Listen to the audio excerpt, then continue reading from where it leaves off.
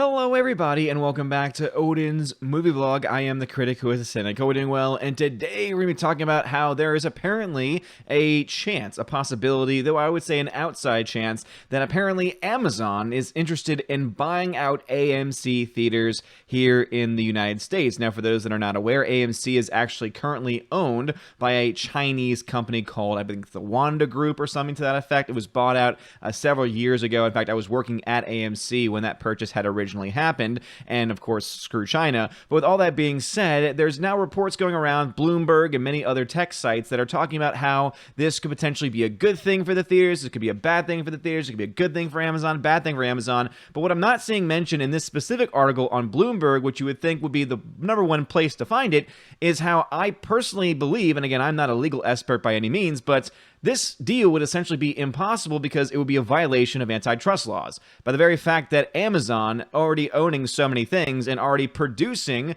its own movies and television shows, cannot therefore own its own theater chain, because then it would own not only the means of production, but then also the means of exhibition as well. Remember that back in the day, there were times when studios would own theaters, and then the government came in and broke them up because many of those theaters would just only show their studio's movies or would give special preference to them.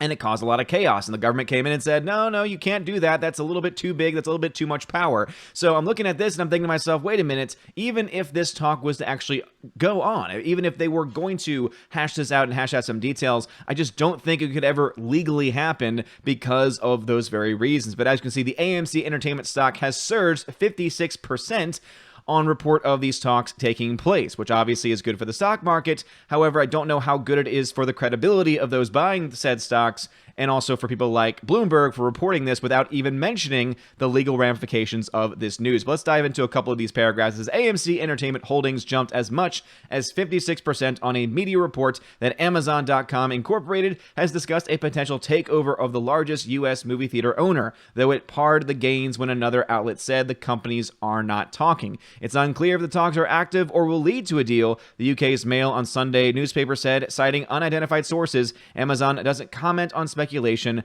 a spokeswoman said Monday. AMC didn't immediately respond to requests for comment. So we don't even really know if these talks are actually happening. There was an unidentified or unverified report, which of course reports these days can make the stocks go up, can make the stocks go down.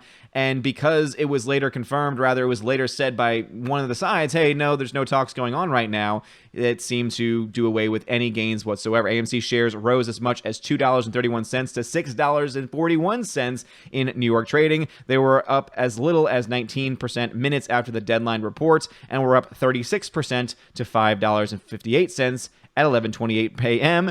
The stock was down 43% this year throughout last week, because obviously everything going on with the virus around the world has led to movie theaters chains, I think, being the most hard hit, or one of the most hard hit companies, no question about it. AMC bonds surged on reports of talks with Amazon and were among the top gainers in the U.S. high-yield market on Monday, according to Trace Bond Trading data. AMC senior subordinated bonds due 2026 were up as much as 10 cents on the dollar to 32 cents. Data shows that's a pretty big increase. But here, I think, is the biggest problem with all of these things going on down the road. It says, along with its vast retail and web services operations, Amazon is an active player in streaming with its Prime Video platform, along with releasing original films like Netflix. Amazon is eager to shore up its burgeoning position in Hollywood as new and old players scrap for content deals. Buying a theater chain would guarantee another outlet for its movies. It would also guarantee a lawsuit from the federal government because, as I mentioned, I believe, and again, I'm not a legal expert, that is some type of violation of antitrust laws, because the fact that they do make their own movies, if they were to own their own theater chain, if they were to own their own means of exhibition, they would own both the means of production, of marketing, and also the means of actually being able to show their movies. And having a giant chain, especially like AMC, would make that deal be a no-go. It's kind of like how you have all of these different companies that are buying up. For example, we look to Disney buying up Fox, right? However, in that deal, guess what Disney did not get? any of the Fox affiliate stations that are across the country. The reason why is because that is something that would violate antitrust laws. Something very similar when it comes to the movie industry would be a theater chain being bought up by a major studio, because that is something that used to happen. That was something that used to be the commonplace in Hollywood, especially in, I guess you could say, the golden age of Hollywood back in the 20s, 30s, 40s. And then eventually the government came in and said, no, you cannot do this. And it has been that way pretty much ever since. So Lord knows what's going to happen with this. Even if talks do actually happen, if there is any type of deal, maybe they could get away with owning 1 or 2 theaters, but an entire chain will become very problematic. This would be very similar to how there are certain theaters in Los Angeles, for instance, that are actually owned by Disney and show a lot of exclusive Disney content there. Because it's only 1 or 2 theaters, it's okay and it's allowed to happen. But to own an entire theater chain all across the country, that would cause a lot more problems, especially when these theater chains are so large and already show so many different diverse films from all these different studios. It could cause some potential some potential backlash from studios, because if it's owned by Amazon and then they show their movies but then they charge higher rates to any other studio, or they give themselves a good deal in the process, obviously that causes a lot of problem with competition overall, and obviously no one wants any of that. But what are your thoughts about this? Do you think that AMC and Amazon are, one, talking? Again, doesn't really seem to be like there's a whole lot of evidence on that. Apparently Deadline had a report on it.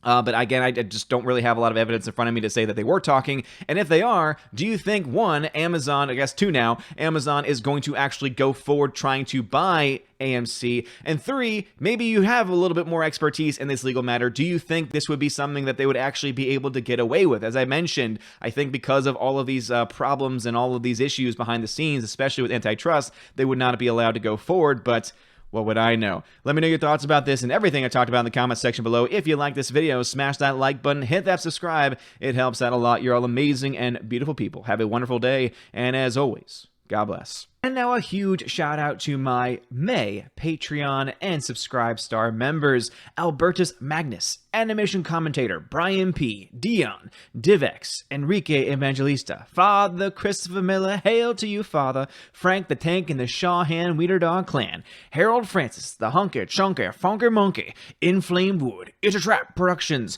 Jason Clark, Jeffrey Toon, Kenneth Cameo, Lady T, Laura Story, Mad Mitch Dunaway, Mike Jackson, Mr. Peabody and his evil twin with the beautiful hair, Orange Hat Reviews, Outpost Dyer, Out of Step with Reality, Riff Magos, Rosetta Allen, Steve Glasker, Teresa Martin, Theodore Bendon, Tina Bojan, The DJD Show, and Tina B. Thank y'all for being my Patreon members, and a shout out to my Subscribe Star peeps: John B., Perpetual Punster, Robert Revo, Mr. Roy, Glinzer, G2 Cool 99, Darkstar 57, J. Alex McCarthy Jr., US 888209 Fast, Dean Heiss, Harold Francis, J. Rod the Beer Guru, Nebadon G. Adams, and ZK Man.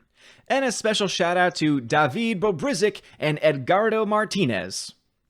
I'm going to leave that pause there just in case anyone decides to join for the month of May, because you can indeed join on Patreon or Subscribe Star at any time this month to be eligible for any of the perks. They include access to an exclusive podcast that I do with John, the Flick Pick of John Flickinger's fame, so make sure you go ahead and check that out at the $10 and up level. Also, if you Subscribe Star or Patreon at $5 or up, you have access to exclusive giveaways of 4K movies, digital films, and a bunch of other stuff in between as well. And if anything, you could at least give just anything that you really want to help support the channel, and it would really help me out a lot. It keeps the lights on, makes me able to continue to do this kind of stuff. So anything you possibly give, check out some more information in the description of the Patreon, Subscribe Star, and of course YouTube membership links as well. You guys are all amazing and beautiful people. Have a wonderful day, and as always, God bless.